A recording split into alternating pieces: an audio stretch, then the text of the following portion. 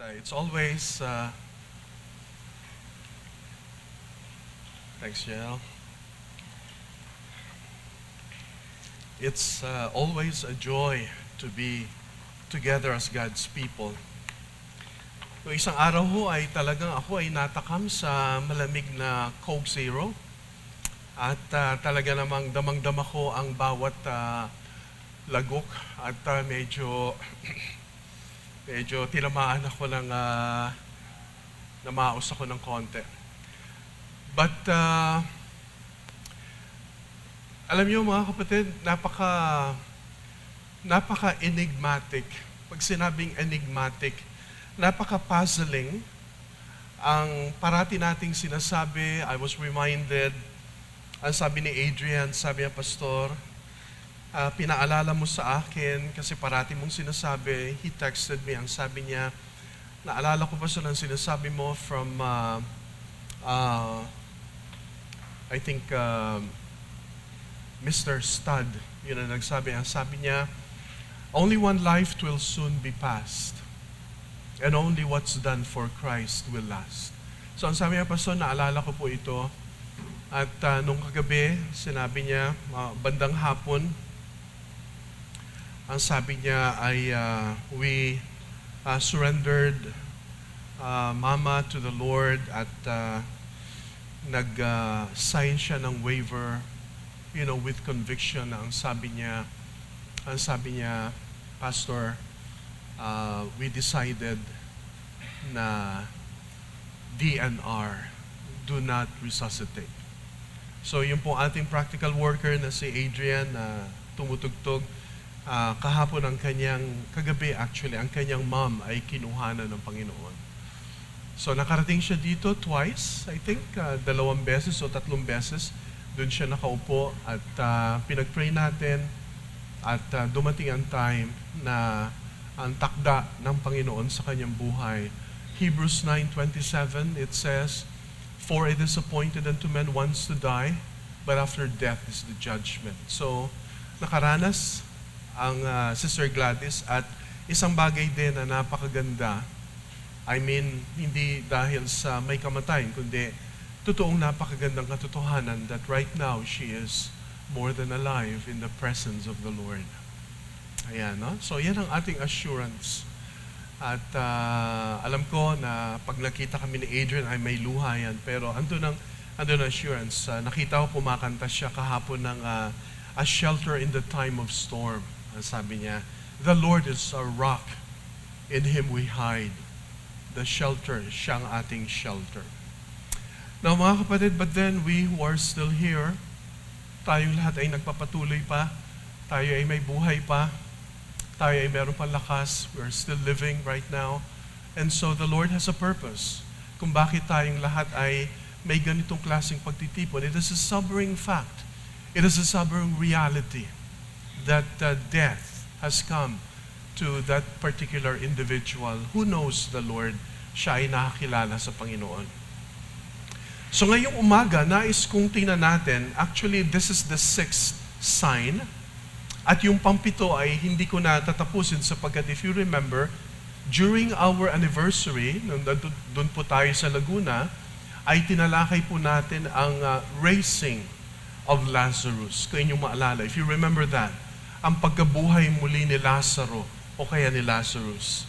At nakita po natin doon kung paano ang iglesia, ang MCBC, ay namumuhay ayon doon sa katotohanan that as resurrected people of God.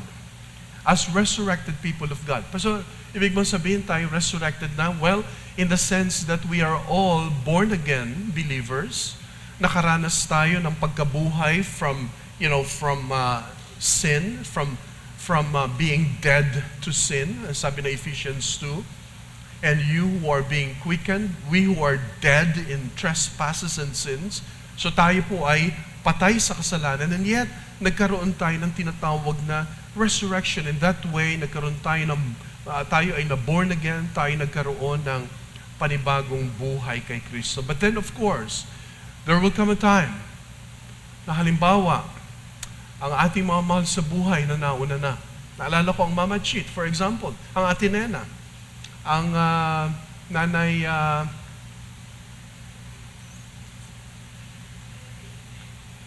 Nanay Nelly.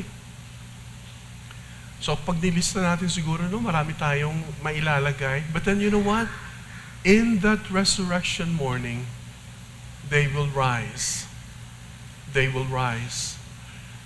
Ang sabi nga ng scriptures ay, we will not prevent them. Ibig sabihin, parang sila ang mauna, and then we will experience what we call the resurrection. Kaya mga kapatid, this is such a comforting thing. Now, nandito po sa eksenang ito ang isang katotohanan na itong healing the man born blind, if you look at actually the whole chapter of John. Kaya lang kanina, medyo mahaba kung babasahin natin lahat, pero yung verses 1 to 12 ay napaka-importante. So, tingnan po natin saglit, and on the screen you will find, makita po natin dito, John chapter 9, verse 1 to 12. At nais kong tingnan natin yan from the ESV. John chapter 9, verse 1 to 12. So, kung gusto nyo pong tingnan, if you want to open your Bibles, that's fine. Ang sabi po ng ESV ay, as he passed by. As he passed by. So, Jesus Christ is in the business of doing the ministry, traveling from one place to another. So si Jesus Christ po ay tinatawag na transient person. Ibig sabihin, he would always go, siya ay pupunta from one place to another. At itong konteksto na ito, kung mapapansin natin, yung pong feeding of the 5,000 na shinare po ng ating deacon na Manny, no? Everything had been going quite well. Ito po mga time na ito, no? Ito pong mga panahong ito ay maayos at kung inyong mapapansin, yung popularity ni Jesus Christ ay tumaas. Lalo na nung nagkaroon itong mga signs na ito at lalo na nung nagkaroon ng feeding of the 5,000 plus. Okay? At mamaya makita natin as we review, no? Kasi ang konteksto nito ay, dito, sa konteksto ito, pagdating sa talatang ito, John 9, the whole chapter, bumaba ang rating ng ating Panginoong Jesus. Bumaba ang kanyang rating. Kasi alam niyo kung bakit, kung mapapansin natin, no? Siguro, tapusin ko muna itong talata na ito and then I will go. So, sabi dyan, as he passed by, he saw a man blind from birth. Tatandaan po natin, this is congenital blindness. So, ibig sabihin, siya po ay sinilang na bulag. And his disciples asked him, Rabbi or Teacher, Teacher, sino ang nagkasala? Sino ang nagkasala? Itong taong to o kaya yung kanyang mga magulang? That he was born blind. Ngayon. And then, ang sabi ng verse 3, Jesus answered, it was not. Tingnan niyo po ang sagot ni Jesus Christ. It was not that this man sinned or his parents, but that the works of God might be displayed in him. None of the two. Ang sabi ni Jesus.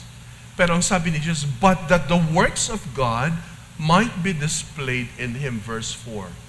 We must work the works of him who sent me. While it is day, night is coming when no one can work. Verse 5, as long as I am in the world, I am the light of the world. You see the connection there? Naalala natin, nung sinabi ni Jesus na I am the light of the world. In other words, ang importanteng kaisipan, ibinabalik niya doon sa mga previous na pag-aaral. Ganyan, no? Parang, ang sabi nga ng ilang mga Bible scholars ay, merong tinatawag na spiral understanding ang Gospel of John. Pag sinabi nating spiral, para siyang umiikot, minsan yung belief, lilipat dito, minsan yung darkness, lilipat dito, yung light. So itong ninanais ni John, lalong-lalo na itong signs na ito, ay para patunayan to authenticate that Jesus actually is the one who was sent by the Father. Okay? Tapos tingnan niyo ang susunod. Ang sabi ng verse 6. Having said these things, he spit on the ground and made mud with the saliva. So nagkaroon ng spittle. Then he anointed the man's eyes with the mud. Verse 7. And said to him, go wash in the pool of Siloam, which means sent. So he went and washed and came back seeing. What mo papansin, yung yugto, no, ay napaka-dramatic na ito, no? So anong function, anong magagawa ng tinatawag na spittle, ng saliva? Di ba? Ano nagagawa nun? Para namang meron bang something doon? Kaya alam nyo, in the ancient world, yung ganun pong klase, no? Yung bang, parang ngayon, nakita natin yung mga matatanda, no? Parang meron bumabalik doon, yung saliva. Pero minsan, lalo na kapag minsan, di ba may bata, minsan kapag pinuri mo, tapos lalagyan mo siya ng saliva, tapos medyo bubuelo tayo, nang sasabihin natin ay puwera usog. Di ba? Yung mga bagay na ganyan, no? Siguro sa atin, baka iba sa atin nakapag-practice noon. Ngayon, syempre, hindi na. Pero kung mapapansin natin, there must be something, no? Pero in the ancient world, ay may ganun din pong kaisipan. And then go wash into the pool of Siloam. Naalala natin na itong pool of Siloam na ito ay napakakilalang lugar para pag sinabing, punta ka doon, may nangyayaring pagpapagaling doon. You go there and you will experience healing and so on. So kilala siya, so you go. Now, this is actually a battle of what is supernatural and what is, kumbaga parang kwento-kwento lang. Siyempre, ang pool of Siloam, kung inyong maalala, hindi ba't pinupunta kapag ka ang tubig ay gumalaw, ibig sabihin malaking pagpapala yun and something will happen. So here, in this particular context, Siloam means sent. So merong play on words na kung saan itong man born blind, pinapunta doon, sent. Doon sa lugar na kung tawagin ay pool of Siloam, meaning sent. Merong play on words. And so he went and washed and came back seeing. And then, ang sabi ng verse 8, the neighbors and those who had seen him before as a beggar were saying, is this not the man who used to sit and beg? Nakakilala, hindi ba yan yun? Hindi ba yan yun yung nakaupo dito, nagbebeg? Hindi ba't ito yung taong to na, di ba, bulag? Wala pa naman siguro nga shades noon, no? Na malalaman mo na talaga hindi. Talagang, di ba, maaring siguro nakapikit or nakatulala pero hindi makakita. So people were asking, hindi ba yung taong yan? Is this not the man who used to sit and beg? Some said, siya yun. And others said, no, but he is like him. Parang siya yun. He kept saying, I am the man. Ako yun. Ako yung bulag. Ako yung nakakita. Ako yung nagkaroon ng sight. And then ang sabi ng verse 10, so they said to him, then how were your eyes opened? He answered, paano ka nakakita? Now, tatandaan po natin, ito po ay mga Jewish people that in the ancient world, ang pagpapakita o ang pagkakaroon ng sight ay isang napaka-pruweba, napakataas na patotoo that God was actually doing that. Ang Diyos ang siyang gumagawa nun. Siya lang ang gumagawa nun. So, kung ang ibig sabihin na ito ay blindness na congenital, ibig sabihin pagkasilang, abay, hindi basta-basta lamang pupunta yan sa doktor at para tingnan, i-refract o kaya diagnose. Hindi. Kinakailangan ng mas malalim na approach, which is what? Recreation. Kasi congenital eh. Ibig sabihin nung nasilang, talagang bulag. So, ibig sabihin, kailangan ng recreation or something must happen. Then, sabi niya, ako yun. Then, how were you open? He answered, the man called Jesus, ang taong nagngangalang Jesus. Gumawa siya ng putik, of course. May spittle, okay? May saliva. And anointed my eyes and said to me, go to Siloam and wash. Kung bakit sinabi daw ni Jesus, pumunta ka sa lugar na maraming nag-aabang, maraming humihingi ng mirakulo, maaring nag-expect ng healing, pero pinapunta siya doon at siya ay nakakita. Kaya ang mga tao, teka, pumunta ng Siloam yan eh.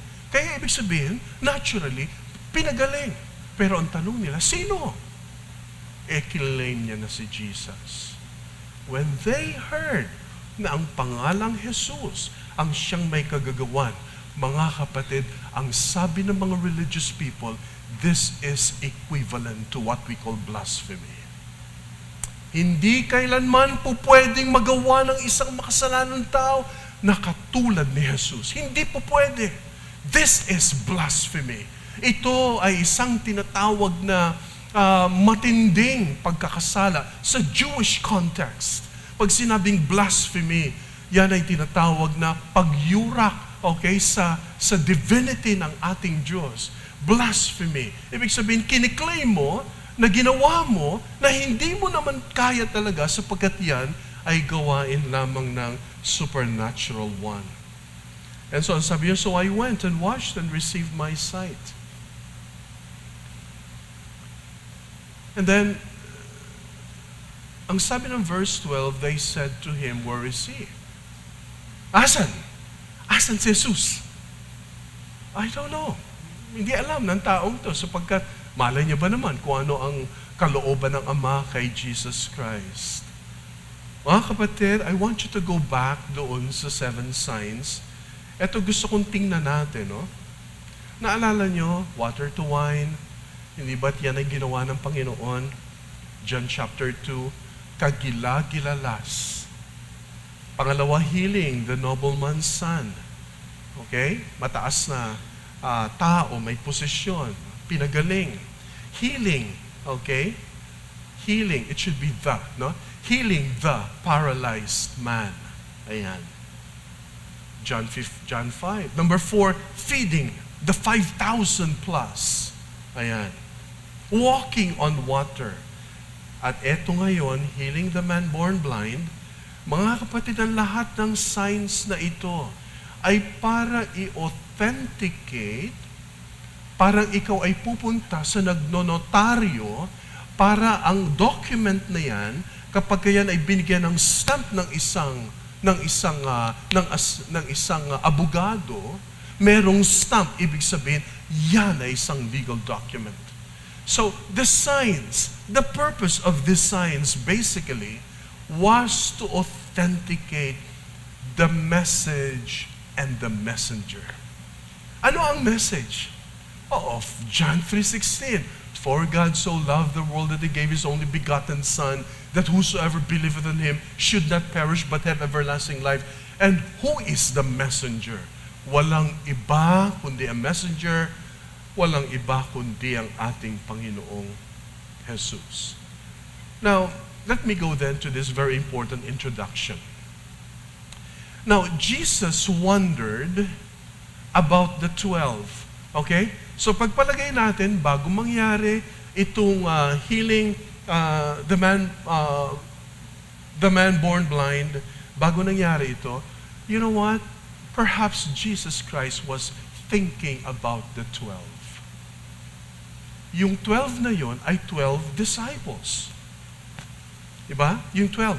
Merong 12, pero maraming din mga disciples na hindi kasama sa 12. Okay? Maraming disciples. Pero syempre, inisip niya yung 12. Pero mga kapatid, naalala natin yung eksena?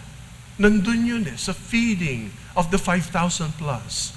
Nung sinabi ni Jesus Christ, naalala ninyo? Balikan ko lang, no? Pakinggan nyo lamang ako. Kung maalala natin in John chapter 6, 26 and 27, ang sabi ni Jesus ay ganito, truly, truly, I say to you, you are seeking me not because you saw signs, but because you ate your fill of the loaves. Do not labor for the food that perishes, but for the food that endures to eternal life, which the Son of Man will give you. For on Him God the Father has set His seal. So ang sabi dito ni Jesus Christ, ang sabi niya, you are following me, but then the truth is, you are not really following me. Sumusunod lamang kayo sapagkat Parang ganito, no? May nakukuha kayo. Alam niyo mga kapatid, kahit saan natin tingnan, no? Ang Pinoy daw, meron tayong tinatawag na debtor's ethic. Pag sinabing debtor's ethic, tayo ay marunong magtanaw ng utang na loob. We want to do that. We want to practice what we call debtor's ethic. And in one sense, there's nothing wrong with that. Di ba minsan, sinasabi natin, parang wala ka namang utang na loob. Anong ibig sabihin nun? In the ancient world, uso na rin ang utang na loob. Ibig sabihin, kung meron kang ginawang mabuti, maganda sa iyong kapwa, normal lang na ito ay sasagutin mo. Ibig sabihin, gagantihan mo. Okay? So dito makita natin, ang sabi ng mga tao, kaya kayo sumusunod sa akin, okay? Kaya kayo sumusunod, gusto niyo akong gantihan, pero sa totoo lang, ang katotohanan ay dahil meron kayong gusto na pansarili. But Peter assured him they had no one else to turn to. Remember this? Ang sabi ni Jesus, maraming umalis, maraming tumalikod. Tapos ang sinabi ni Jesus sa kanyang mga 12 disciples, kayo rin ba ay tatalikod sa akin? Darating ba ang time na kayo rin ay hihiwalay sa akin? Ang sabi ni Peter, Lord, wala na kami ibang pupuntahan kundi ikaw. Napakaganda.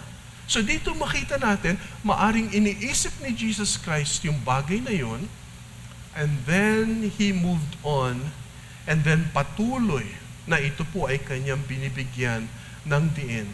This is the background.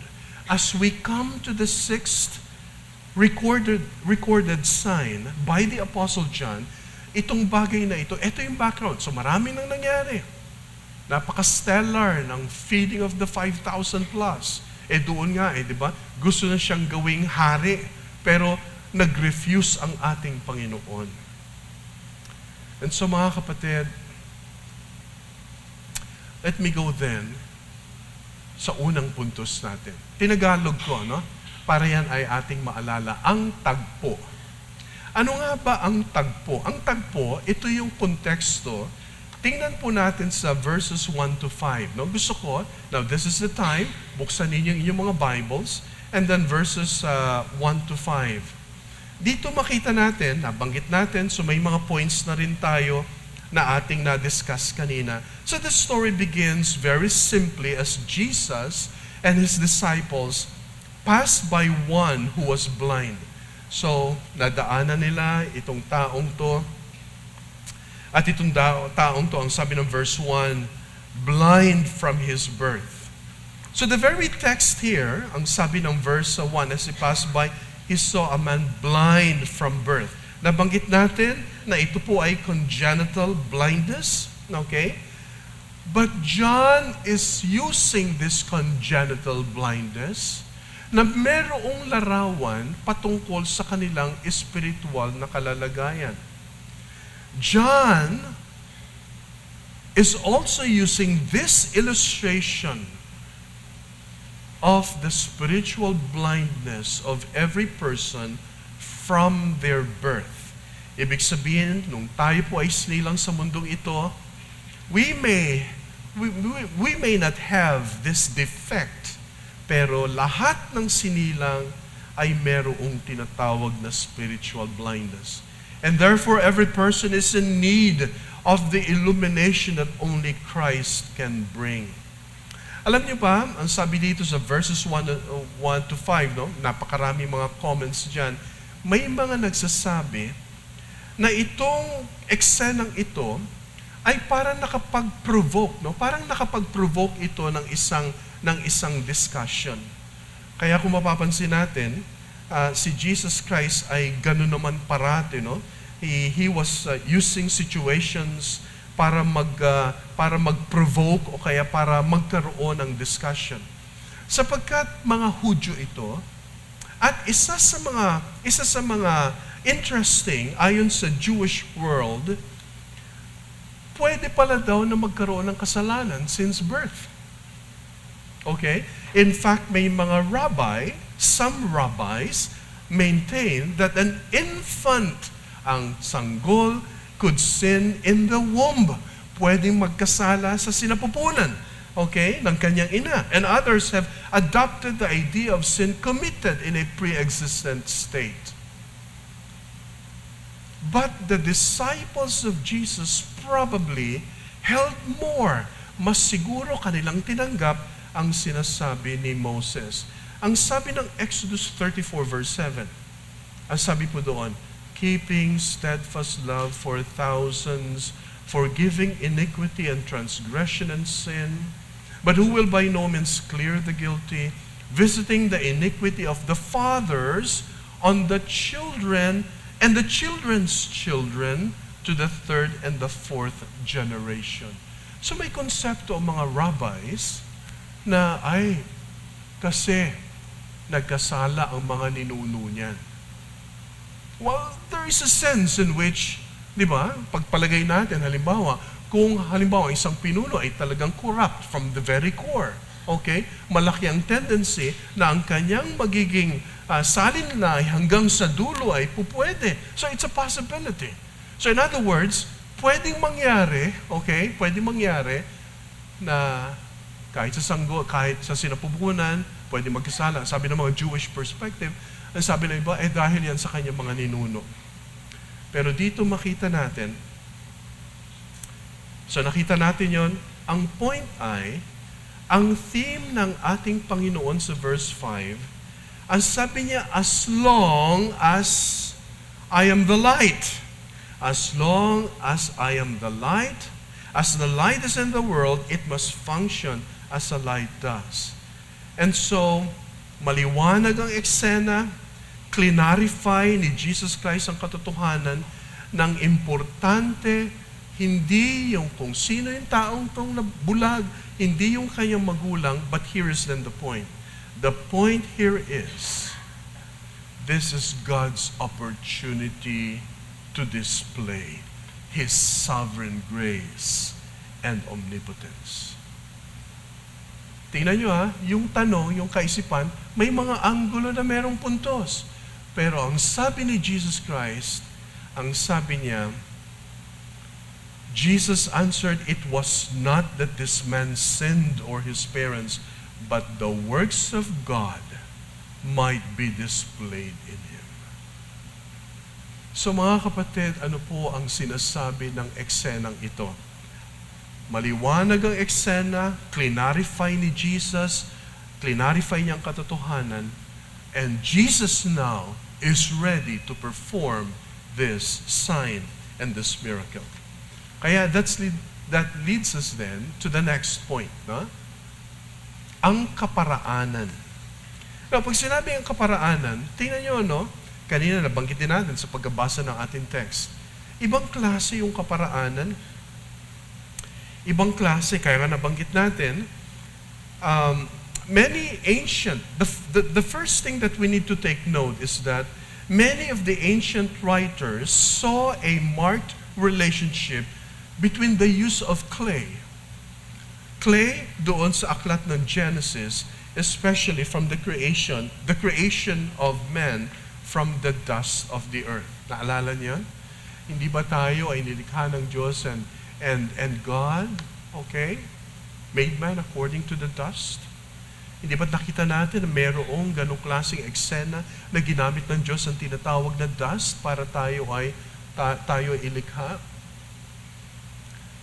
May magandang discussion dyan about biogenesis. Pag sinabi natin biogenesis, ibig sabihin life begets life. Abiogenesis, meaning non-life begets life. Ibig sabihin, hindi totoo ang abiogenesis, but life begets life.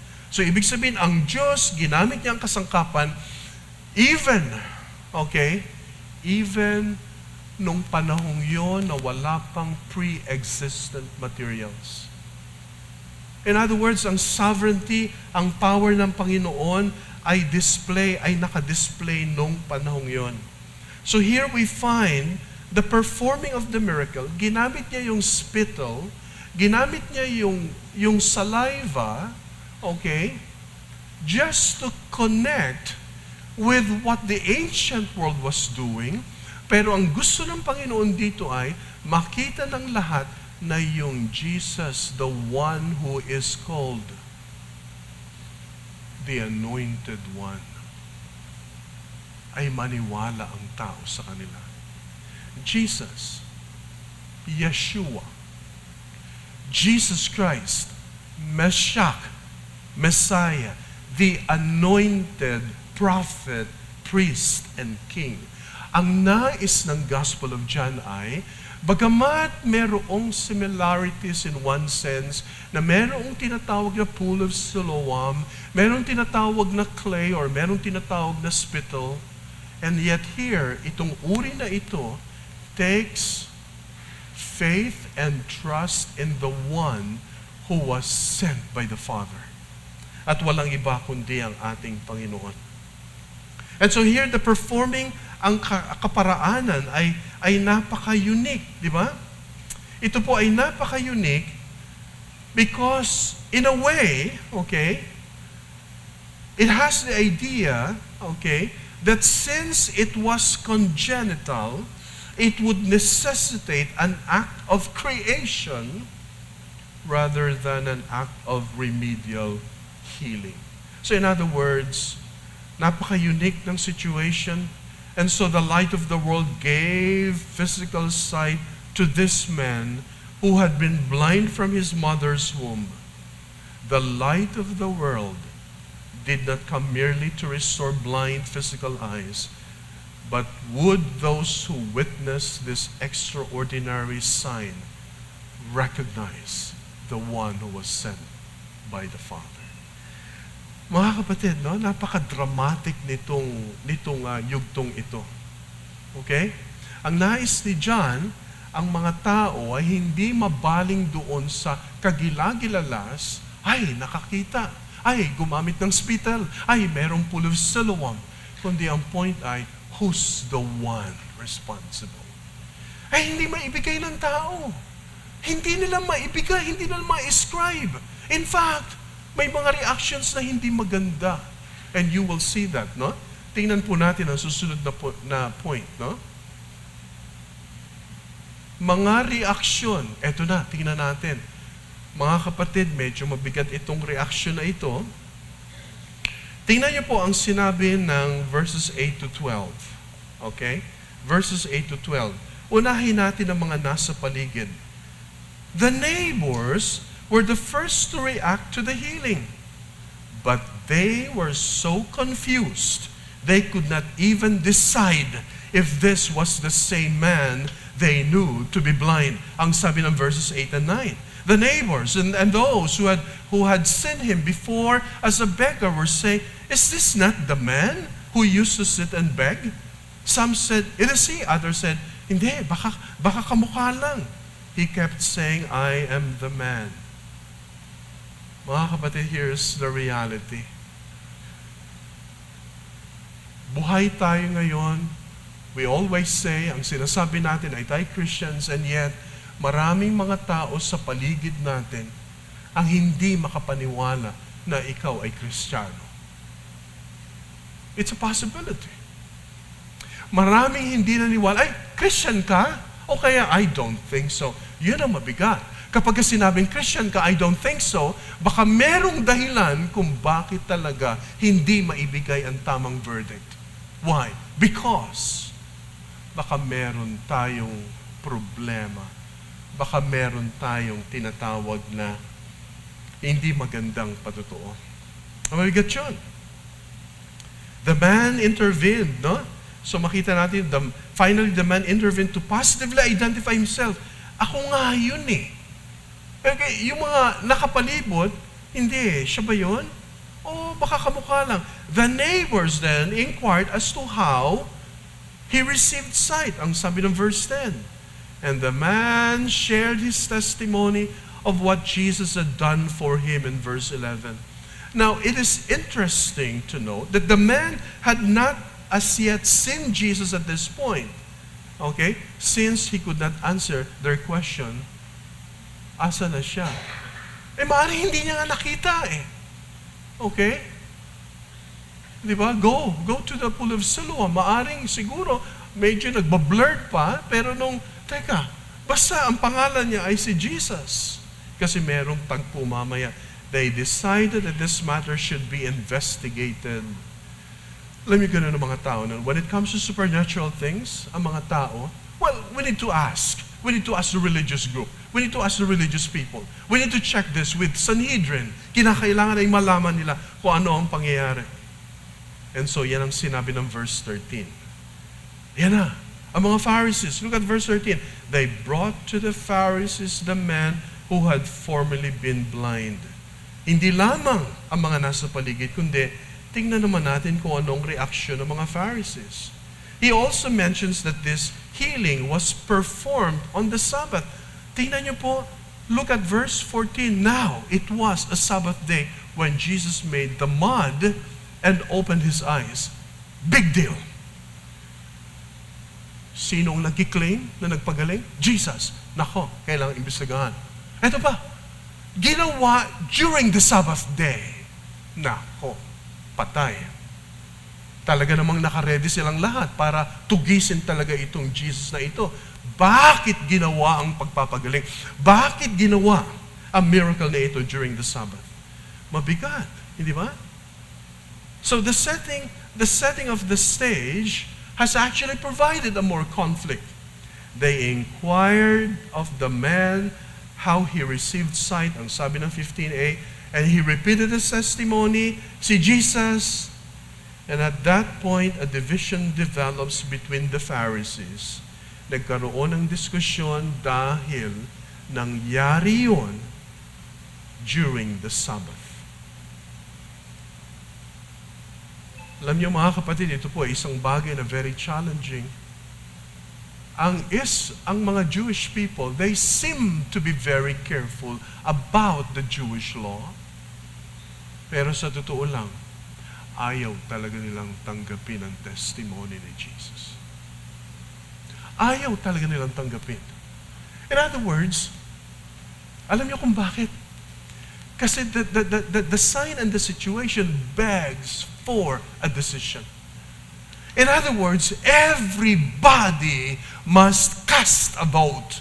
Ibig sabihin, you and I, hindi po pwede yung, hindi ko talaga sure. You must cast a vote. You need to decide sapagkat napakaliwanag nitong mga bagay na ito. Ito po ay isang katotohanan. So the Pharisees then asked the man his personal opinion about the one who had healed him. Ang sabi ng 17a, and he replied that he thought the man must be a prophet. True. Si Jesus Christ, kanyang finulfill ang office ng tinatawag na Old Testament prophet. Jesus Christ is the fulfillment of that office in the New Testament. Naalala natin ang sinasabi ng Hebrews 1. God, who at sundry times and in diverse manners spoke in the time past unto the fathers by the prophets, hath in these last days spoken unto us. Itong mga panong ito, Jesus Christ is the fulfillment. So, mga kapatid, ito po ay isang very challenging. And then verses 18 to 23, they inquired of the parents regarding the identity of the man in his former blindness. Ang sabi ng verse 19. Grabing investigasyon to, no? Parang gumaling na nga nakakita na nga Pero katakot-takot na investigasyon. Look at verse 19. And ask them, is this your son who you say was born blind? In response to the question regarding how he was made able to see again, the parents confessed that they had no idea whatsoever. Tingnan niyo po ang sinabi ng verse 21. But how he now sees, we do not know, nor do we know who opened his eyes. Ask him. He is of age. Marunong nang sumagot yan. He will speak of himself. Mga kapatid, maging ang mga magulang, the parents feared. Now, here's the point. Alam niyo kung bakit ang mga magulang ay nagsabi na ito? Hindi namin, tanungin niyo siya. Kapag ka napatunayan na itong taong to ay nagkiklaim ng tinatawag na kanyang claim na pinagaling siya ng taong to, na the man called Jesus. And then on the Sabbath day, ano sa tingin ninyo ang pwedeng gawin sa taong to?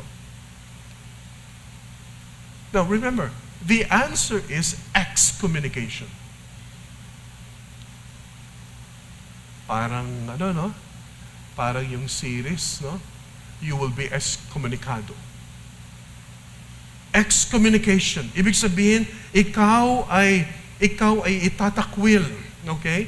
Itatakwil ka sa tinatawag na, from the synagogue. Sapagkat ang synagogue ay ang simbolo ng Jewish religion. The parents feared excommunication from the synagogue. Hindi lamang yung tao yun, kundi ang mga magulang mismo. Expulsion from the religious community of Israel, whether permanently or for a shorter period, would involve forfeiture of social and business relations.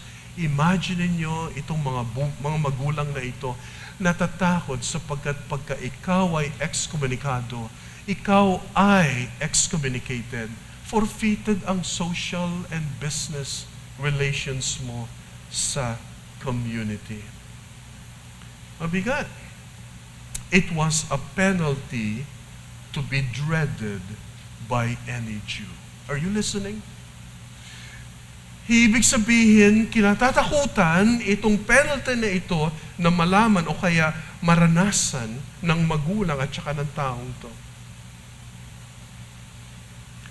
Mga kapatid, tingnan natin ang bulag mismo.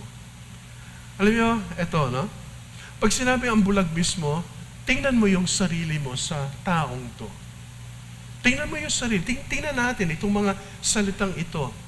And so the healed man was then interviewed. Ang sabi ng 23 and 24 to 34, yung 10 verses na yun. The Pharisees appeared to accept the fact that this man was indeed healed from his blindness, but they refused to accept na yung gumawa nun, si Jesus, yun ang pinaka mabigat na problema.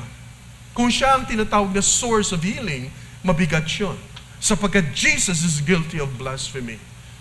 And therefore they call on the man to speak truthfully and to give God the glory. 24. Now, tingnan nyo here's the point. Look at verse 20, 24. So for the second time they called the man who had been blind and said to him, "Give glory to God. We know that this man is a sinner."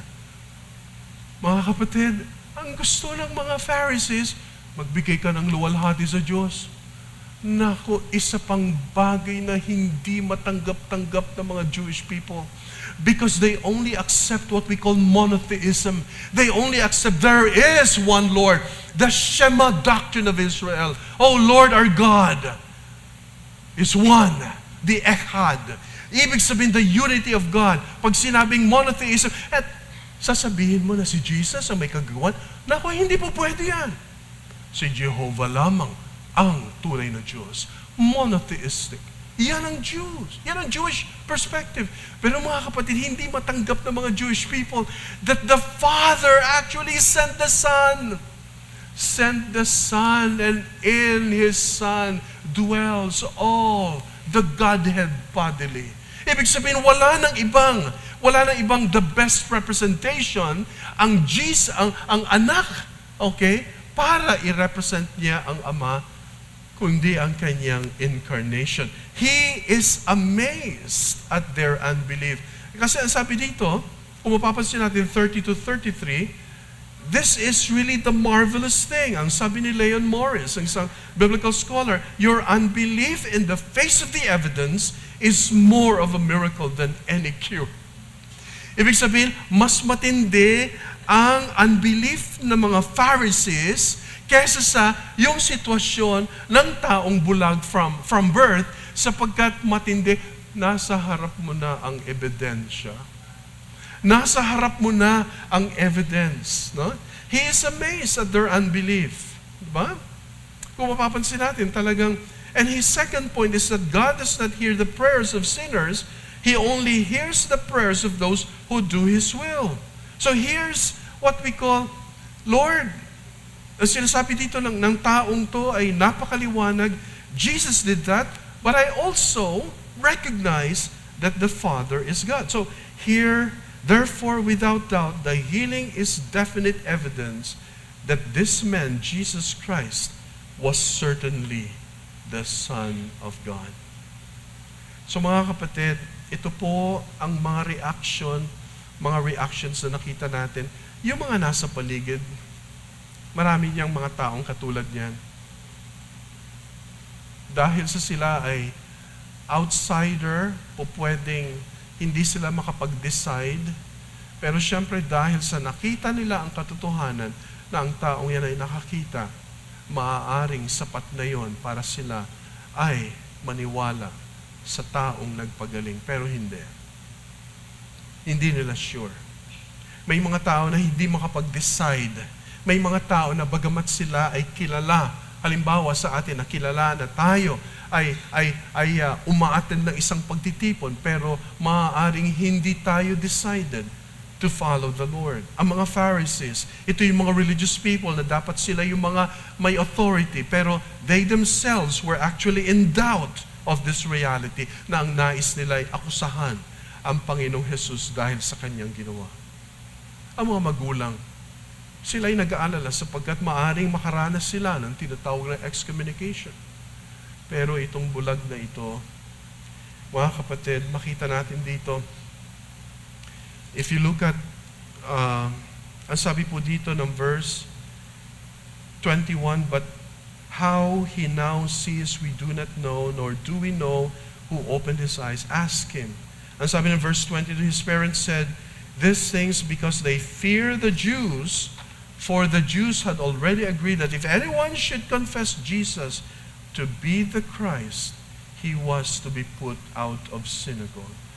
Jesus, as the Christ or the Messiah, the anointed prophet, priest, and king, kung sino man ang gagawa nun, he will be put out of the community.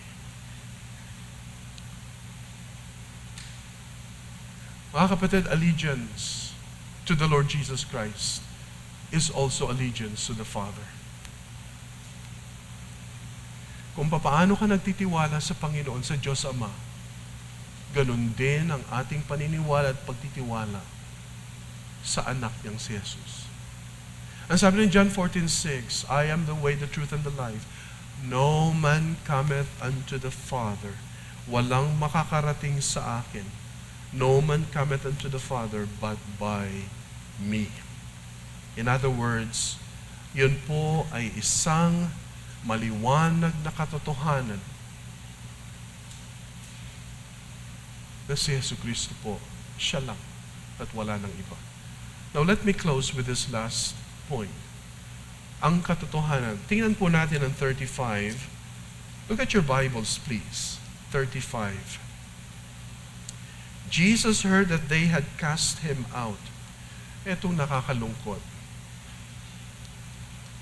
Naging excommunicated itong taong to, man born blind, cast out, pinaalis.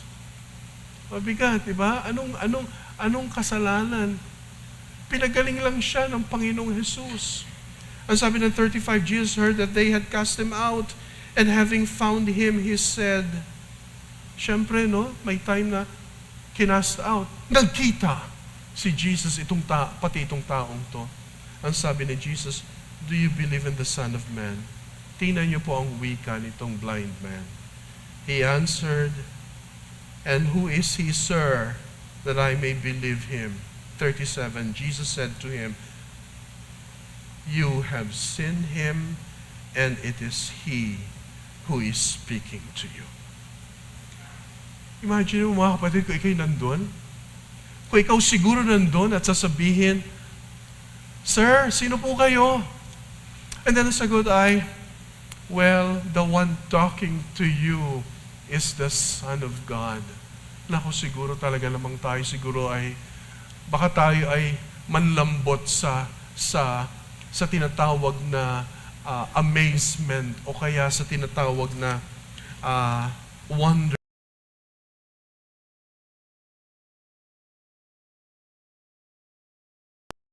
him, you have seen him, and it is he who is speaking to you. Verse 38, he said, Lord, I believe.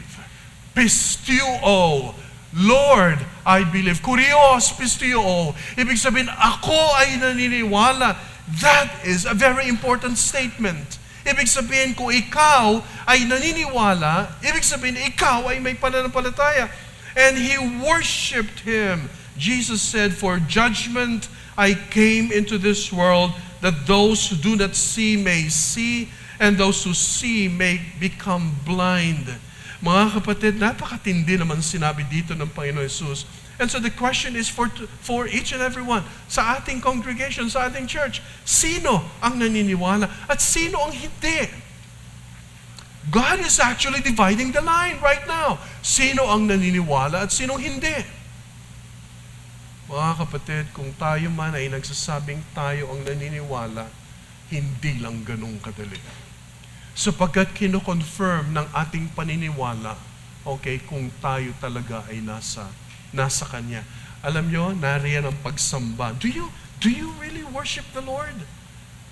Ang sabi dyan, for judgment I came into this world, that those who do not see may see, yung hindi nakakita ay magkaroon, makakita, and those who see may become blind.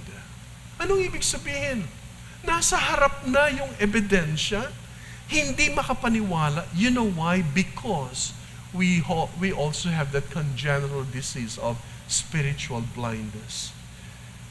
Mga kapatid, balik po tayo ng konti sa John chapter 6. Tingnan po natin, ang sabi ng John 6:37, and let me close with this.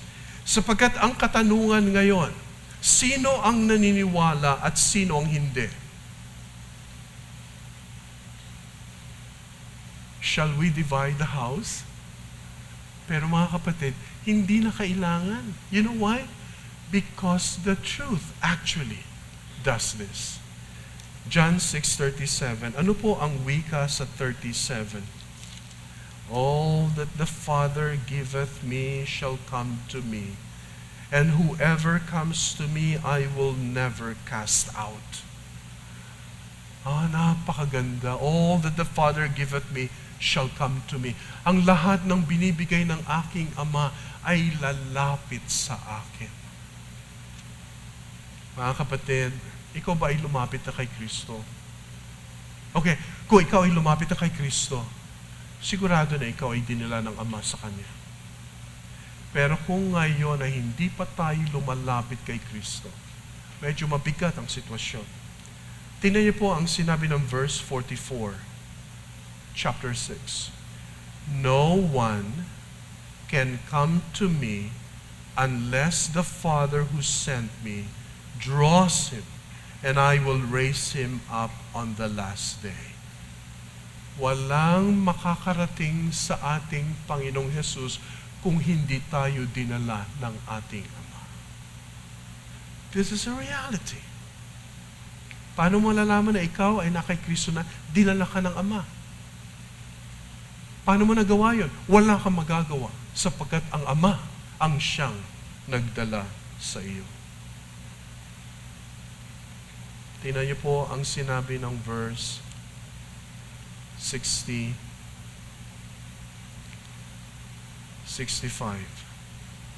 And he said, this is why I told you that no one, take note, do you see that? No one can come to me unless it is granted him by the Father. What a comfort. Ito po ang ating. Alam nyo, oo, naroon tayo, nag-alala tayo sa ating mga mahal sa buhay na maaaring hindi pa anak ng Panginoon. Pero alam nyo, sinishare natin, tama ba? Sinishare natin sila, ipinapaalam natin sila sa kanila ang mabuting balita na kay Kristo lamang matatagpuan. Pero alam nyo, at the end of the day, our comfort is this, that all that the Father giveth me shall come to me, and him that cometh to me, I will in no wise cast out.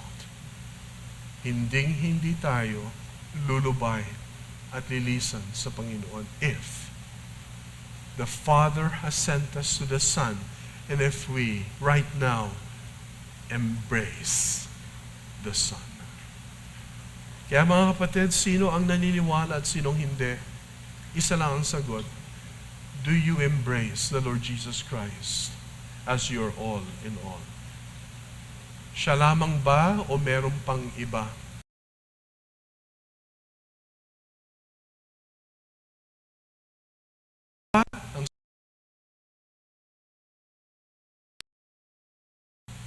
Except the Father na dadalhin niya sa kanyang anak.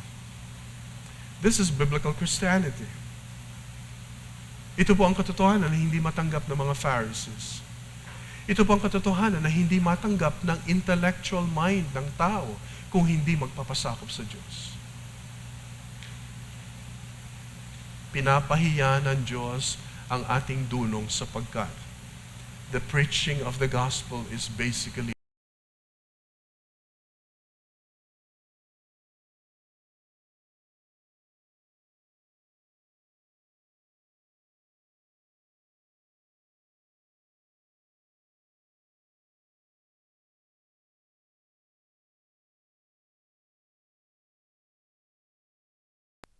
the preaching of the cross for the salvation of those whom the Father has brought to the Son.